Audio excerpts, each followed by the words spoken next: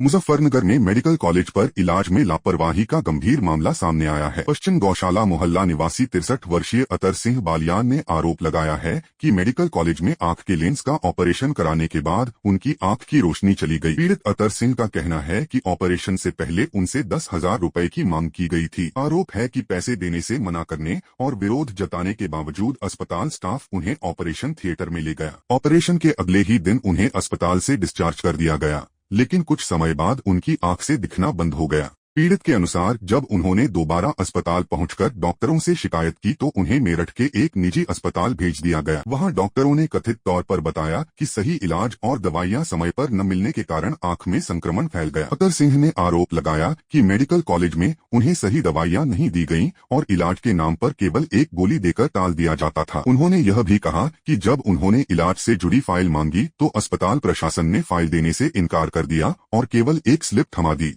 अब पीड़ित का कहना है कि अस्पताल की कथित लापरवाही के कारण वह अपनी आंख की रोशनी खो चुके हैं और मामले में कानूनी कार्रवाई की तैयारी कर रहे हैं। मेरा नाम अतर सिंह बालियान है। ये मामला ये है जी कि मेरी आंख में परेशानी हुई थी।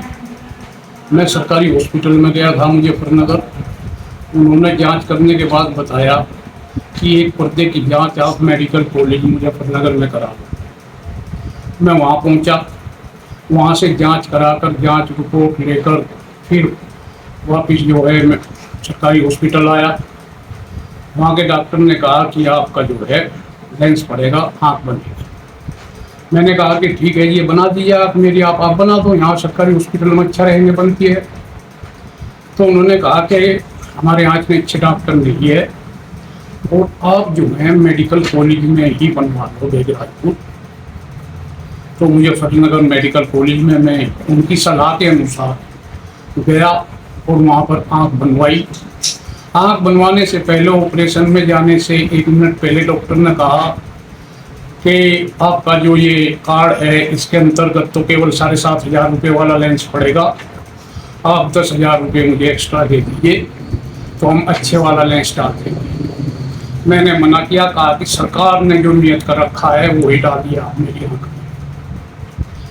तो वही थोड़ा तिल मिलाई और मुझे ऑपरेशन में ले गई। ऑपरेशन कर दिया मेरा। ऑपरेशन करने के बाद अगले दिन छुट्टी कर दी। छुट्टी करने के बाद जो है मैं घर आया। घर आने के बाद मुझे दिखाई देना बंद हो गया। मैं वापस फिर पहुंचा। शनिवार का दिन होने के नाते मुझे इमरजेंसी में एडमिट किया गया फीस लेकर, और जो है मेरे 3-4 हज़ार रुपये रात में जो है फिर उन्होंने लगवाए जांचों में वहीं पर और दवाइयों में, लेकिन दवाई जबकि मुझे नहीं दी गई। एक गोली ला कर देती थी नर्सिंग स्टाफ। वो जो हमारा दीनदयाल कार्ड होता है उसके अनुसार दवाई फवाई जो भी आयुष्मान के अंतर्गत मिली होंगी, लेकिन बेड के पास पे मरीज के पास नहीं रखते और वैसे ही एक गोली ला कर देते हैं। तो मेरी आँख जो है बिल्कुल ठीक नहीं हुई। अगले दिन कहने लगे कि भाई जाँच करने के बाद कि आप जो है मेडिकल कॉलेज चले जाओ। माँ ठीक है सर, भेज दो मेरठ के, वहाँ ज़्यादा दिन में नंबर आएगा, जब तक ख़राब हो जाएगी आप एम्स चले जाओ। ठीक है जी, एम्स भेज दो। मैंने जो है फिर कहने लगे कि एम्स में तो आप एडमिट नहीं हो पाएंगे, तो लिहाजा एक वहाँ पर प्राइवेट हॉस्पिटल है, वहाँ चले जाओ, मैं बात कर लेती हूँ। उन्होंने बात की, वो पर्चा लिख कर दिया मुझको और मैं मेरठ गया। तो मैंने अपने केस की फाइल भी मांगी कि मुझे कितना इलाज हुआ है अब तक, तो फाइल दे। तो झल्ला कर बोली कि यहाँ फाइल नहीं मिलती, केवल जरा सा एक जो है डिस्चार्ज कार्ड मुझे दे दिया गया। और मैं विजन केयर मेरठ में गया। वहाँ पर डॉक्टरों ने मुझे अच्छी प्रकार से चेक किया और मेरा अगले दिन ऑपरेशन किया। ऑपरेशन में जो है मेरा पर्दा बताया कि इसमें जो है मुआद भर गई है पीछे और जो है पर्दा आपका सिकुड़ चुका है। ये दवाई समय पे न मिलने के कारण, लापरवाही के कारण और अच्छा एक ट्रीटमेंट जो एक आपकी शरीर की प्रतिक्रियाओं के जांच के बिना लेंस डालने के कारण ये ऐसा हुआ है इन्फेक्शन। इस बात को मैं क्या कह सकता हूँ साहब, गवर्नमेंट तो 7,500 रुपये का लेंस बताया उन्होंने के पास करती है और वे कह रहे थे कि 10 और दे दो आप, हम आपको 17,000 वाला लेंस डाल देंगे। अब मुझे क्या पता लेंस कौन सा क्या, मतलब अभी इन चीज़ों का मुझे क्या मालूम। ये इन्फेक्शन और डॉक्टरों की लापरवाही और जो है सही शरीर की जांचें ना कराकर सही दवाई ना देने के कारण एक इन्फेक्शन आंख में हो जाना, जिससे पर्दा सुकड़ गया और इन पे इलाज गलत ट्रीटमेंट किया तो मुआद जो है इसमें खून या मुआद जो पर्दे के लेंस के बीच में होती है वो बनती चली गई और मेरी आंख पूर्ण रूप से ठप हो गई। मैंने वहीं पर जो है वो डॉक्टर पहचान ली जिसने मुझसे पैसे मांगे थे, बड़ी बड़ी डॉक्टरनी आ गई सब। मैंने कहा कि इसने ऐसे ऐसे मेरे 10,000 रुपये मांगे थे, तो उसका ये जवाब था कि मैं कोई अकेले ही थोड़ा खाती हूँ, ये सब लेते हैं मुझसे, मेरे द्वारा तो ये पैसा दिलवा लिया जाता है, मेरे द्वारा लेते ही सकती है। आगे देखिए, ये मेरी आंख का मामला है। मैं ये चाहता हूँ कि इस राक्षस जैसी मेडिकल जो प्राइवेट मेडिकल कॉलेज है मुजफ्फरनगर, एक यमराज यमदूत कहूँगा मैं तो उसको, जो अंधा बना रहा है, सूरदास बना रहा है, जबकि जनता जो है आंखों को रोशनी दे रही है, डॉक्टर रोशनी दे रहे, एक डॉक्टर मेरठ वाले हैं विजन केयर वाले जो कि रोशनी देने की कोशिश कर रहे हैं, एक ये मेरे मुजफ्फरनगर मेडिकल कॉलेज है जो हमारी रोशनी छीन रहा है, तो वो भगवान हुए और ये राक्षस। तो ऐसे मेडिकल कॉलेज के खिलाफ जब मुझे फुर्सत मिलेगी आँख से तो मैं इनके खिलाफ किसी भी हद तक कानूनी कार्रवाई करूँगा। रांची समेत पूरे देश में एक बार फिर पेट्रोल और डीजल की कीमतों में बढ़ोतरी कर दी गई है। पेट्रोल के दाम में 87 पैसे प्रति लीटर जबकि डीजल की कीमत में 91 पैसे प्रति लीटर की बढ़ोतरी हुई है। पिछले 10 दिनों के भीतर यह तीसरी बार है जब ईंधन की कीमतों में इजाफा किया गया है, जिससे आम लोगों की चिंता बढ़ गई है। बताया जा रहा है कि मिडिल ईस्ट में बढ़ते तनाव और अंतर्राष्ट्रीय बाजार में कच्चे तेल की कीमतों में उछाल के कारण पेट्रोल डीजल महंगा हुआ है। लगातार बढ़ती कीमतों का असर अब आम जनता की जेब पर साफ दिखाई देने लगा है। लोगों का कहना है कि पेट्रोल डीजल के लगातार महंगे होने से रोजमर्रा के खर्च बढ़ रहे हैं और इसका असर परिवहन से लेकर जरूरी सामानों की कीमतों पर भी पड़ सकता है। हालांकि कई लोगों का यह भी मानना है कि अंतर्राष्ट्रीय हालात और संकट की वजह से सरकार को दाम बढ़ाने पड़ रहे हैं। ईंधन की कीमतों में लगातार हो रही बढ़ोतरी को लेकर आमजन में चिंता बनी हुई है और लोग जल्द राहत मिलने की उम्मीद कर रहे हैं।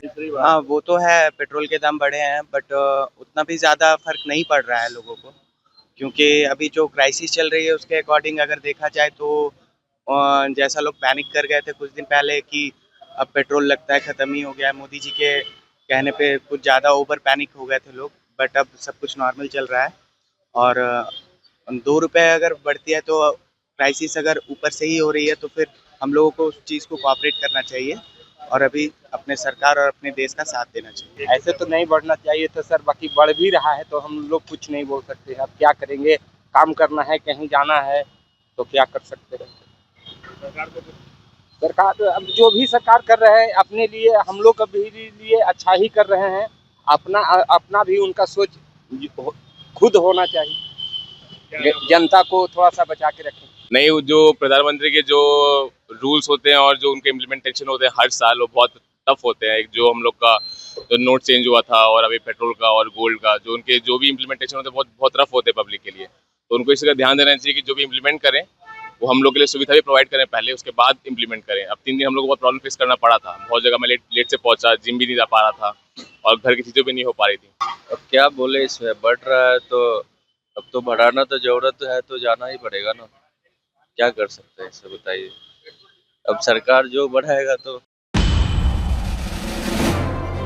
दिल्ली और एनसीआर के लोगों को कई दिनों की भीषण गर्मी और लू के थपेड़ों के बाद आखिरकार राहत मिल गई है। गुरुवार को राजधानी दिल्ली और आसपास के कई इलाकों में मौसम ने अचानक करवट ली, जिसके बाद आसमान में बादल छा गए और तेज आंधी के साथ हल्की बारिश भी देखने को मिली। बारिश और ठंडी हवाओं के चलते तापमान में गिरावट दर्ज की गई, जिससे लोगों को चिलचिलाती धूप और उमस से काफी राहत मिली। नोएडा समेत एनसीआर के कई इलाकों में भी बादलों की आवाजाही और ठंडी हवाओं का असर साफ दिखाई दिया। पिछले कई दिनों से दिल्ली एनसीआर सहित उत्तर भारत के कई राज्यों में भीषण गर्मी का प्रकोप जारी था। दिन के समय तेज धूप और गर्म हवाओं के कारण लोगों का घरों से बाहर निकलना मुश्किल हो गया था। ऐसे में मौसम में आया यह बदलाव लोगों के लिए बड़ी राहत लेकर आया है। मौसम विभाग के अनुसार आने वाले दिनों में भी कुछ इलाकों में हल्की बारिश और तेज हवाएं चलने की संभावना बनी हुई है, जिससे गर्मी से और राहत मिल सकती है।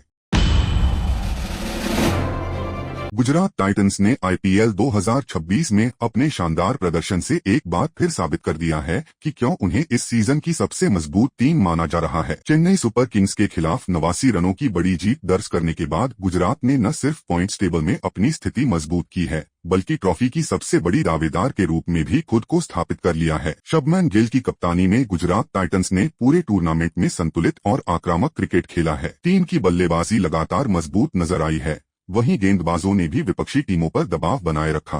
खास बात यह रही कि टीम ने बड़े मुकाबलों में भी शानदार प्रदर्शन करते हुए जीत दर्ज की और अपने आत्मविश्वास को लगातार मजबूत किया। चेन्नई सुपर किंग्स के खिलाफ मुकाबले में गुजरात ने हर विभाग में दबदबा दिखाया। बल्लेबाजों ने बड़ा स्कोर खड़ा किया, जबकि गेंदबाजों ने चेन्नई की मजबूत बल्लेबाजी लाइनअप को पूरी तरह से दबाव में रखा। इस जीत के बाद क्रिकेट विशेषज्ञ भी गुजरात को इस सीजन का सबसे संतुलित और खतरनाक पक्ष मान रहे हैं। गौरतलब है कि गुजरात टाइटंस ने बेहद कम समय में IPL में अपनी खास पहचान बना ली है। साल 2022 में टूर्नामेंट में एंट्री करने वाली यह टीम अब चौथी बार क्वालिफायर में पहुंच चुकी है। लगातार शानदार प्रदर्शन के चलते गुजरात टाइटंस अब IPL की सबसे सफल फ्रेंचाइजियों में गिनी जाने लगी है। अब फैंस की नजर प्लेऑफ मुकाबलों पर टिकी है, जहां गुजरात टाइटंस खिताब जीतने के इरादे से मैदान पर उतरने वाली है। टीम का मौजूदा फॉर्म और खिलाड़ियों का आत्मविश्वास देखकर माना जा रहा है कि इस बार भी गुजरात IPL ट्रॉफी जीतने की प्रबल दावेदार है।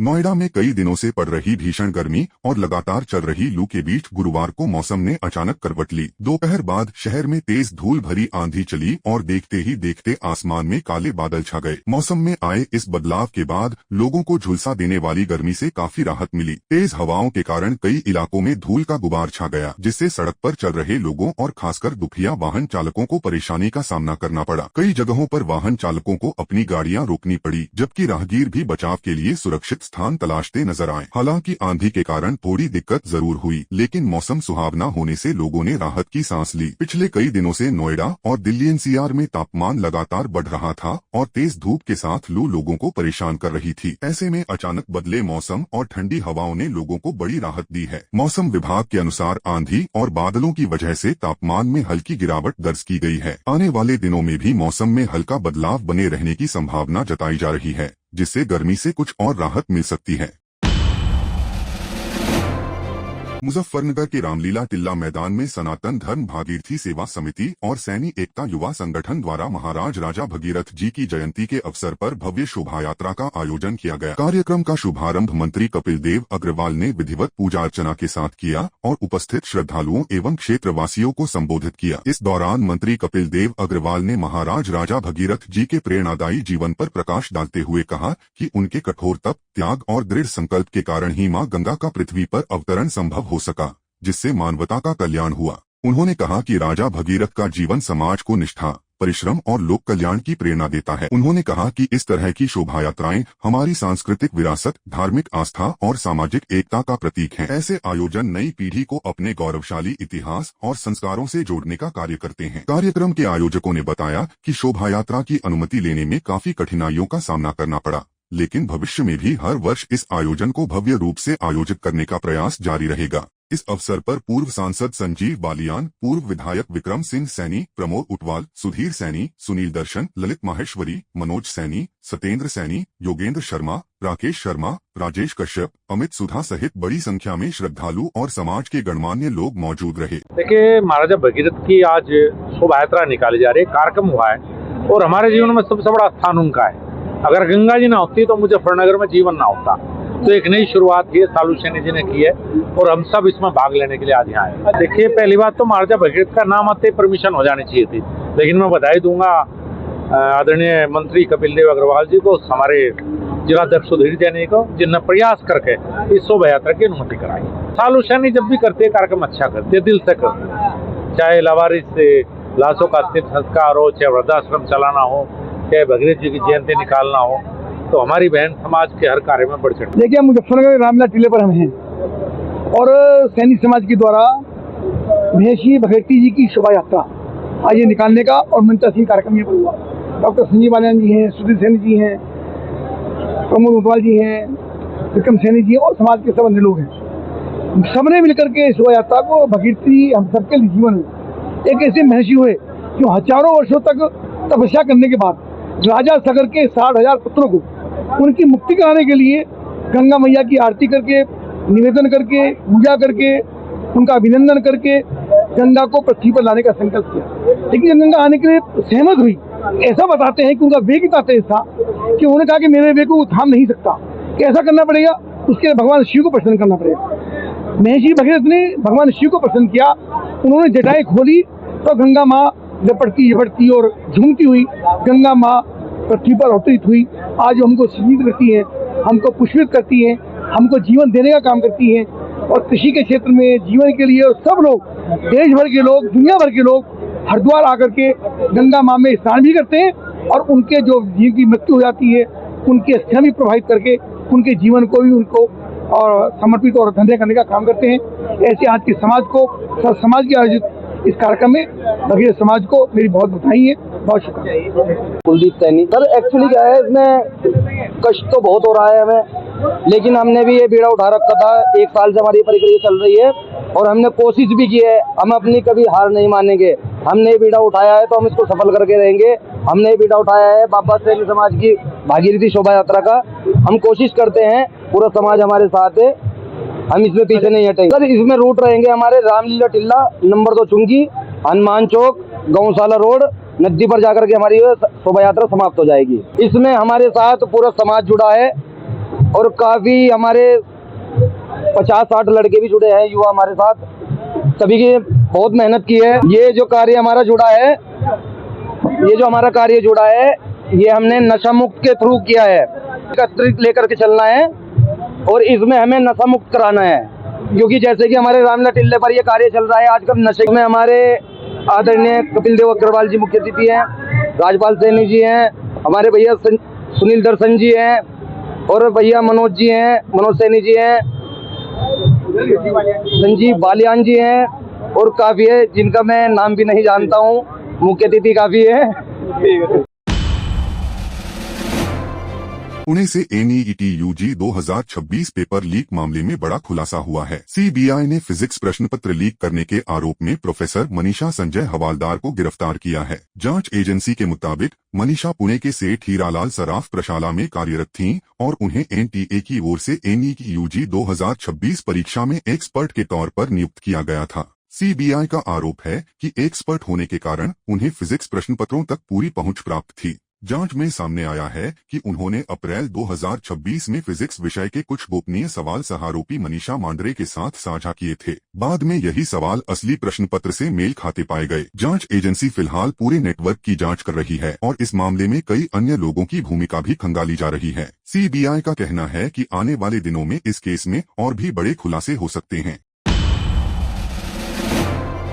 दिल्ली के शास्त्री पार्क स्थित फर्नीचर मार्केट में देर रात उस समय अफरा तफरी और भगदड़ का माहौल बन गया जब अचानक एक दुकान से उठी आग ने देखते ही देखते पूरी मार्केट को अपनी चपेट में ले लिया। लकड़ी, फोम, प्लाई और फर्नीचर के भारी मात्रा में मौजूद होने की वजह से आग बेहद तेजी से फैली और कुछ ही देर में कई दुकानों से आग की ऊंची ऊंची लपटें उठने लगी। आग इतनी भयावह थी कि आसमान में काले धुएं का गुबार कई किलोमीटर दूर तक दिखाई देने लगा। घटना की सूचना मिलते ही आसपास के इलाके में हड़कंप मच गया। स्थानीय लोग अपनी दुकानों और सामान को बचाने के लिए भागते नजर आए। कई दुकानदारों ने अपनी जान जोखिम में डालकर आग के बीच से सामान निकालने की कोशिश की, लेकिन आग की तीव्रता इतनी ज्यादा थी कि कुछ ही देर में दर्जनों दुकानें इसकी चपेट में आ गईं। मौके पर पहुंची दमकल विभाग की कई गाड़ियां लगातार घंटों तक आग बुझाने में जुटी रहीं। दमकल कर्मियों ने कड़ी मशक्कत के बाद आग पर काबू पाने का प्रयास किया, लेकिन तब तक करोड़ों रुपए का सामान जलकर राख हो चुका था। आग में फर्नीचर, लकड़ी, मशीनें और अन्य कीमती सामान पूरी तरह नष्ट हो गया। अपनी दुकानें और कारोबार खो चुके व्यापारियों का दर्द साफ दिखाई दिया। कई दुकानदारों ने बताया कि उनकी वर्षों की मेहनत और जीवन भर की जमा पूंजी कुछ ही घंटों में खत्म हो गई। घटना के बाद कई व्यापारी भावुक नजर आए और प्रशासन से मदद की मांग करते दिखाई दिए। वहीं स्थानीय लोगों ने दमकल विभाग पर देरी से पहुंचने का आरोप लगाया। उनका कहना है कि यदि दमकल की गाड़ियां समय पर पहुंच जाती तो नुकसान को काफी हद तक कम किया जा सकता था। फिलहाल पुलिस और दमकल विभाग आग लगने के कारणों की जाँच में जुटे हैं, जबकि राहत और बचाव कार्य लगातार जारी है। ये कम से कम 2.5-3 घंटे पहले लगी आग और कोई फायर ब्रिगेड नहीं आई है। 2 फायर ब्रिगेड आई थी, उसमें से एक गाड़ी जो आई है वो भी आधी खाली आई है और उसका भी पाइप फटा हुआ है। ये मार्केट 100-200 मीटर के अंदर 100-200 मीटर के से ज्यादा होगी, मतलब कि करोड़ों का नुकसान। करोड़ों का नुकसान है। अगर फायर ब्रिगेड टाइम पे आ जाती तो ये मार्केट पूरी जलती थी, बच जाती। तक नहीं आई है। फायर ब्रिगेड के ना आने की वजह से पूरी मार्केट जल गई, करोड़ों का नुकसान हो गया है। भाई 2 गाड़ियाँ थी जब आग लगी थी और अब ये हालत है कि पूरी मार्केट खत्म हो चुकी। देखिए 11:57 पे जो है फायर कंट्रोल रूम को आग लगने की सूचना मिली और इनिशियल जो है टर्नआउट वो मैक्सिस का ही किया गया था इसमें, क्योंकि मार्केट इसमें काफ़ी मतलब जो है ज्वलनशील पदार्थ का मार्केट है। तो इसके बाद जो है फायर को जो है मैक्सिस डिक्लेयर किया गया और उसके बाद इसको मीडियम कैटेगरी की घोषित की गई। काफ़ी बड़े एरिया में फैली हुई है, मार्केट भी काफ़ी लंबी चौड़ी है। मुख्यतः जो है लकड़ी के फर्नीचर और प्लाईवुड वगैरह का काम होता है। करीब 25, 26 या 30 के आसपास जो है गाड़ियां हैं। आग कंट्रोल में है? आग अभी अंडर कंट्रोल है, इसका मैसेज दिया जा चुका है।